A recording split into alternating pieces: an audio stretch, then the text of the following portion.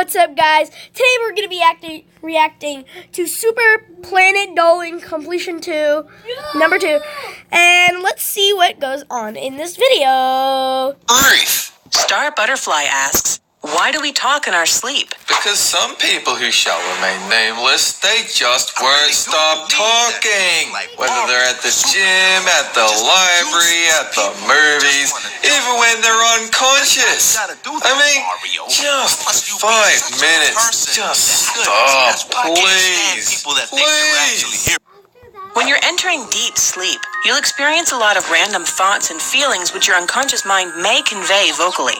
There's usually no meaning behind what you say, though, so sleep talking about that murder that you may or may not have committed won't hold up in a court of law. Probably. Sophie and friends ask, can babies understand each other? Of course they can. In fact, we made a documentary about it called Rugrats, which some have waved off as a propaganda film created by babies in order to make us think they're simple-minded. But we have our suspicions. If you're asking about...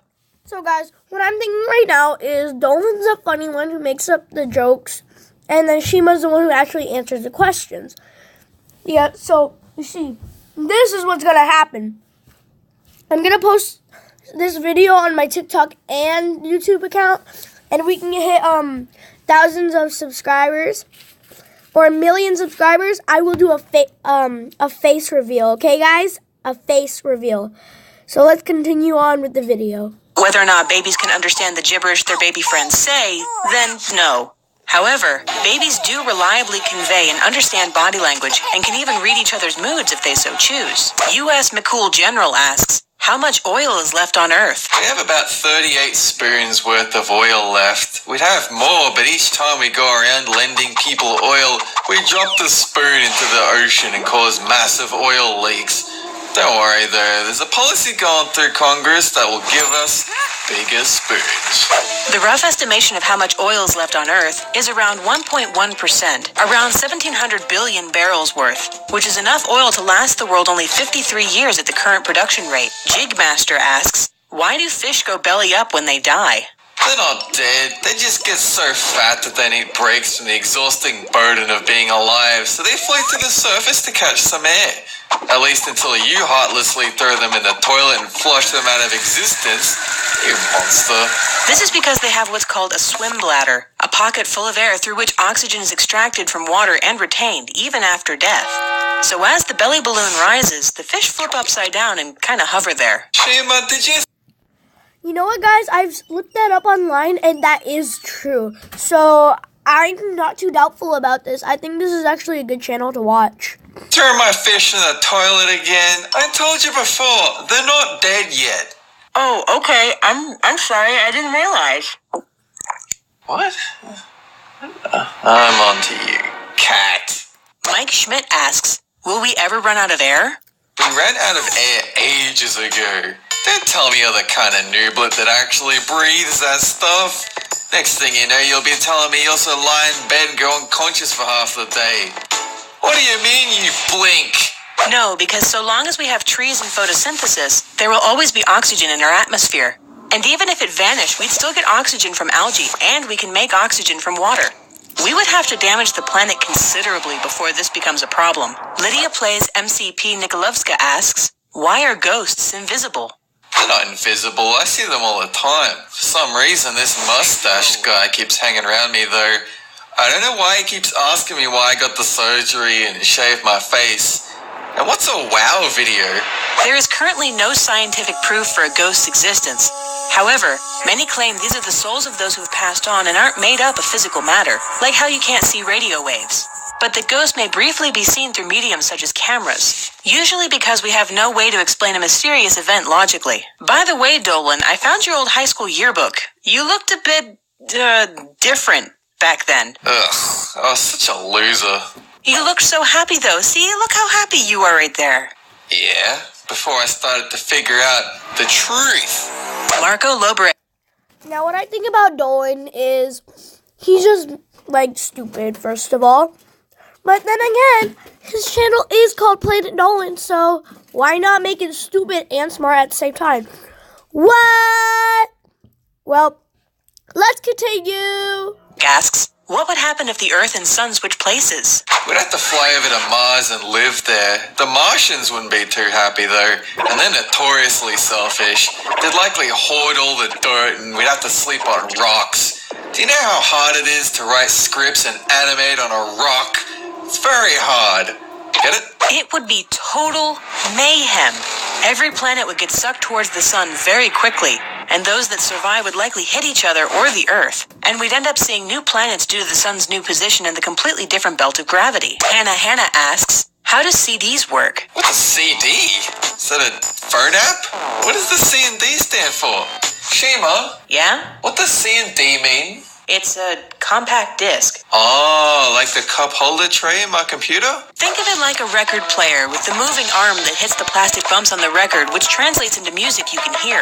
CDs are like this, except those plastic bumps are now flashing beams of light that project the same information without ever wearing down, unless you've scratched the surface of the disc. Aaron Pritchard asks, why can I see the moon when it's daylight? What? Nobody can see the moon at daytime. That's impossible. Unless... That's no moon! That's a space station! Oh wait, no, that is the moon. Sorry. I just woke up. This is because the moon is bright enough that it can easily penetrate the blue sky. And because of the Earth's rotation, it's always visible 12 hours in a day. It's just that sometimes those 12 hours don't necessarily coincide with nighttime. And so you might see it a few hours earlier than usual. Shama, what did you do with my hat? I need it. On your head? I just woke up, okay? Where's my coffee? Hey guys. Oh, yeah. C&D tray. Cute Kitty asks, what makes rainbows colorful? When we first invented color televisions, they literally exploded with the power of Technicolor for the very first time, creating rainbows filled with vibrant color palettes.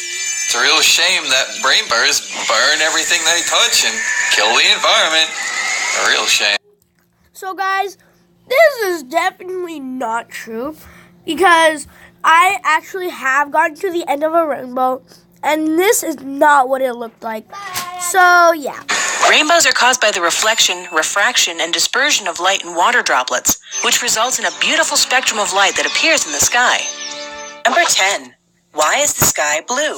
Before you were born, a kid came along and colored in the sky blue with his crayon, and we haven't been able to fix it yet. But we took away his PlayStation, and he hasn't done it since. It's because of sunlight, which isn't yellow. It's actually a bunch of different colors all mixed together. And blue just happens to bounce around the sky more than others, like red or green. Pigeons. Blue pigeons everywhere. And they move so quick that by the time you've spotted one, it just becomes a blur in the sky. And each pigeon has a name, but it's been so long that we've forgotten what they are. We think one of them is named Enrique. Number 9. Why do you sink in quicksand? Old people spend a lot of their time under the sand waiting to pull you under. And once they do, they will steal your youth and you will become old until you grab a kid yourself and pull them under to get young again. You sink because the sand is mushy from lots of water. Like when it rains outside and the dirt turns to mud and becomes slippery. Quicksand actually just wants a friend, and it's trying to give you a big hug, but you keep squirming out of it. So now it thinks you don't want to be its friend, and that makes it sad. No. Number 8. If you were on the other side of the planet, would everything be upside down? Upside down and inside out, yes. You would have to walk to school wearing the inside of your skin as clothing, doing an endless handstand, clutching grass so that you don't fall into the sky. No, because no matter where you are on Earth, you would be pulled towards the ground and the center of the planet due to a thing called gravity. Since the world is flat, when you flip it upside down, you'll find an evil version of yourself, doing nasty things like spitting on sidewalks and not helping old ladies cross the road. Number 7. How many people are there in the world? There were actually 100 billion humans at one point, but a meteor hit the Earth and went straight through it and took 93 billion people off into outer space. It's been a while since we heard from them, but sometimes a space stork brings back a baby or two, so that's alright. There are more than 7 billion people living on Earth right now, not counting all the animals. and we might end up with more than 9 billion people in about 30 years. Number 6. Why is the Earth round? The Earth was flat a few thousand years ago, but it kept eating cake and cookies and chocolate, and now it's gotten a little bit fat. It can't even fit into its pants anymore, so its legs and feet are a little bit cold. For the same reason the other side of the planet isn't upside down, gravity means everything is being pushed towards the center of the planet, and being round means that every part of the Earth is as close to the center as possible. Number 5. Why can't we live on other planets? We do. It's called Planet Dolan, where everyone dances all day, every day, and cute little bunnies roam freely. But we ignore them because we're so focused on dancing, and they don't like us for that. A lot of other planets are either too hot or too cold, and they don't contain things that keep us alive, like oxygen or water. So we would need special equipment to visit them, like spacesuits. Number 4. What would happen if all the gravity disappeared? You would simply need to replace the hamster on the hamster wheel that's running around powering the Earth. If that doesn't restore gravity, then we're going to need to turn the Earth off and turn it back on again. That should solve the problem. We would all float away into outer space because there would be nothing holding us onto the surface of the planet. But don't worry, gravity isn't going anywhere. Number 3.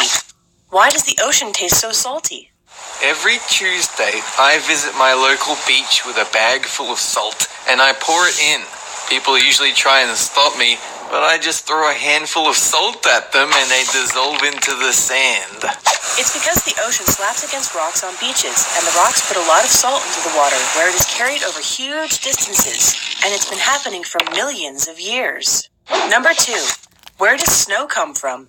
One day, a snowman woke up and found he was the only snowman in the whole world. So to stop himself feeling lonely, he started coughing up snowballs and used them to build friends.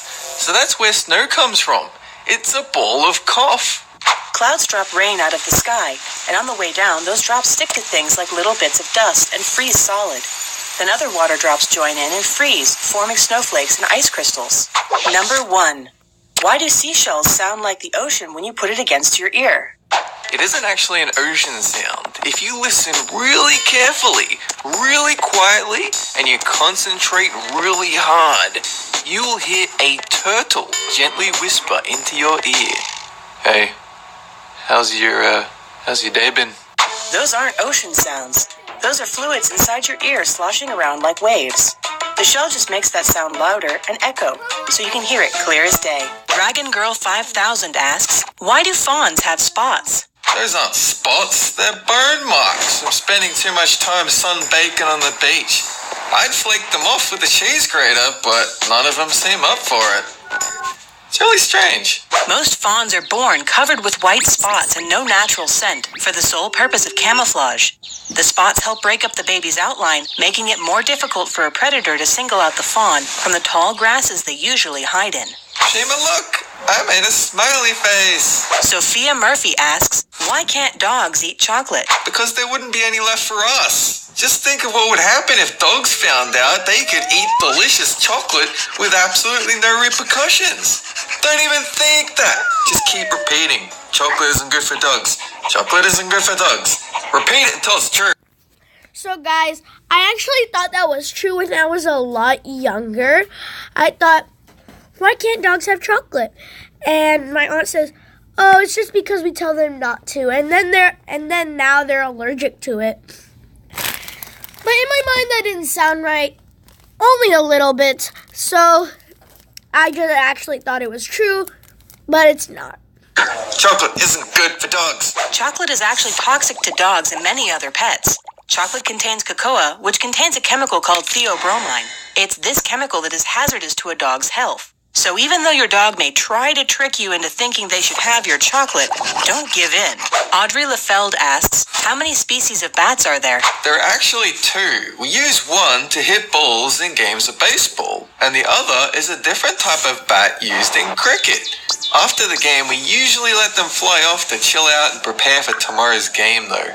There are actually over 1,200 different species of bats in the world, and they're divided into 2 distinct categories. The large fruit-eating megabats and the smaller echolocating microbats. Aside from fruit and bugs, there are even bats that feed on fish and, more famously, the blood-drinking vampire bats. Look, Dolan, isn't it just the cutest?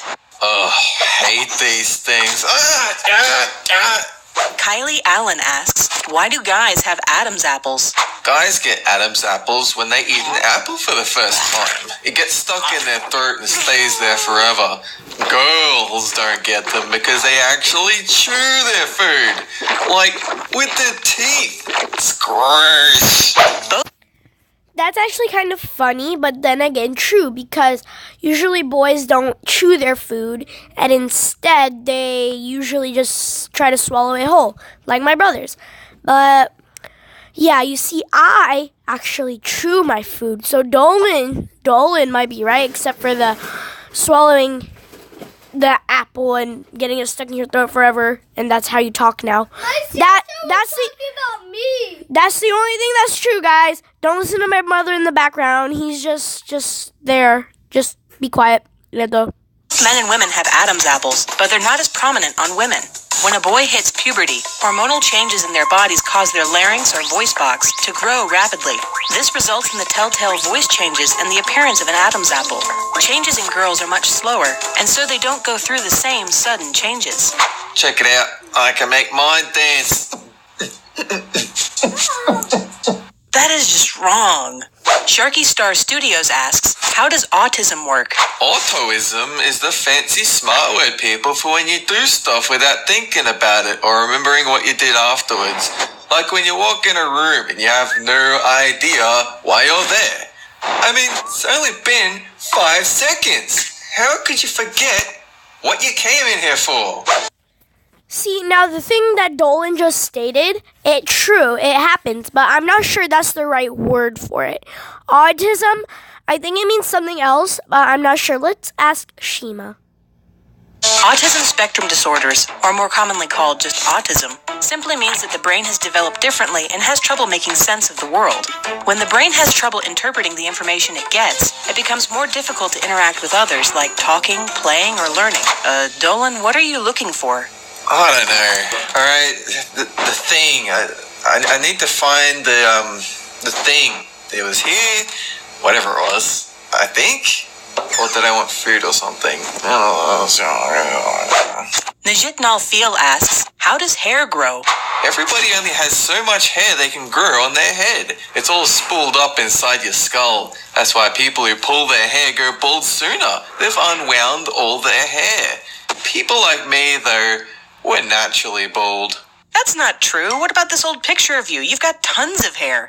That was just a phase. Hair grows out from a root, which is made of different proteins and fed by tiny blood vessels. As the root is fed, it produces more cells, pushing the end of the hair out of the skin.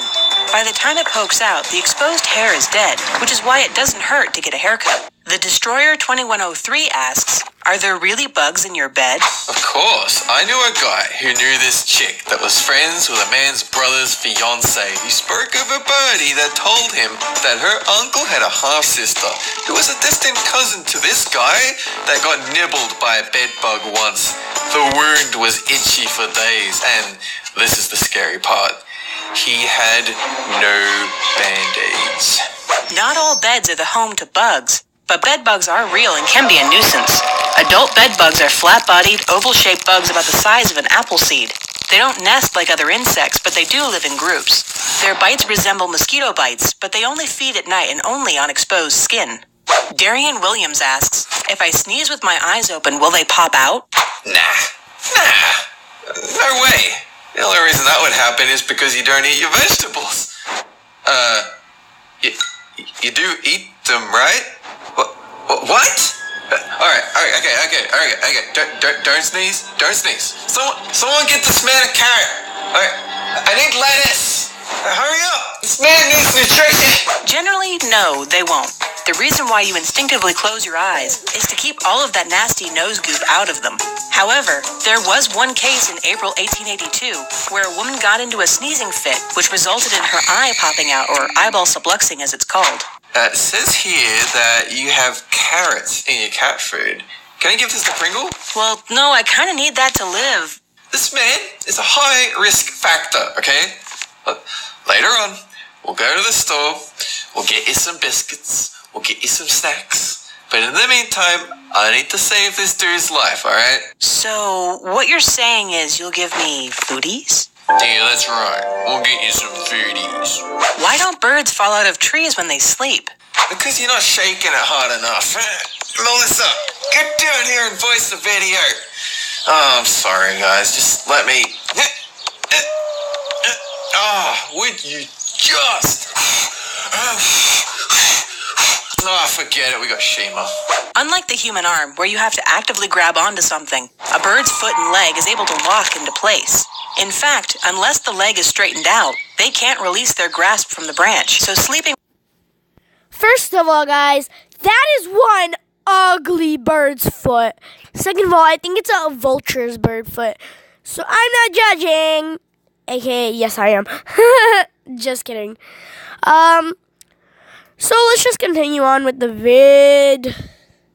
with their talons locked onto a branch is essentially the same as you relaxing in bed. Steelstow Gaming asks, what is the most dangerous disease and is it avoidable? It's the deadly, highly infectious Birdificus melissoli. The first symptom is the appearance of large violet spots all over the person's body, which grow until the victim turns completely purple. Then, they transform into a bird. There's only ever been one case, and sadly, there was no cure for her for this deadly...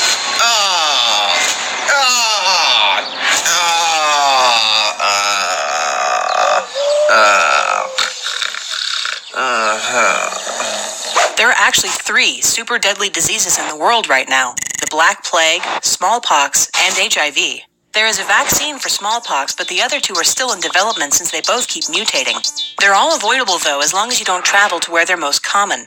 But if I have to pick just one, smallpox is the worst by far. Come on. Dolan!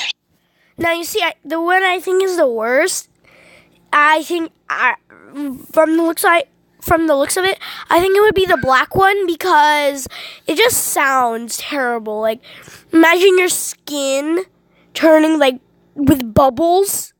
I'm not being racist, but, like, imagine that, like, ugh. That's how I imagine it. Like, big black spots on you pop up, and then they just sploosh everywhere. And it's red. Oh, that's disgusting. But continue on with the video. You gotta do your outro. Have a good one. If humans go extinct, can they eventually come back to life through other means? Of course they can, but you have to release as a ghost and it takes ages to run back to your corpse. Unless you ask someone for a res, but prepare to be disappointed. Melissa, sure would be nice if you gave me a quick res. Kinda dead here. Hello? If we're talking about humans slowly dying out of old age, there's always the possibility of cryogenic freezing, which has a tiny chance of working if we eventually found the technology to revive them. Otherwise, if it's a mass extinction, there's always DNA resurrection. But since we haven't even done this with mammoths yet, for humans, it would be unlikely. What would the world be like if dinosaurs were still alive? Uncomfortable. It's already hard enough finding a seat on the train to get to work on a morning. Can you imagine how squished we'd be if dinosaurs caught the same rides as we did? And don't get me started on coffees. Don't even mention that word to me. Even though we'd like to think that if an asteroid never hit, we'd have a T-Rex roaming around in our neighborhoods, unfortunately, due to the ice age and atmospheric changes, all the big dinosaurs would have likely died off by now, and early humans would have finished off the rest thousands of years ago. But we would have a lot of smaller dinos, such as birds, today. Oh, so that makes you a dinosaur. Called it. Hey, you better be nice to me. I brought you a bunch of coffees. So guys, this is where we're going to end off the video. Thank you guys so much for watching and have a great day. I'm going to give a shout out to Planet Dolan and all their vids and whatnot. See you guys.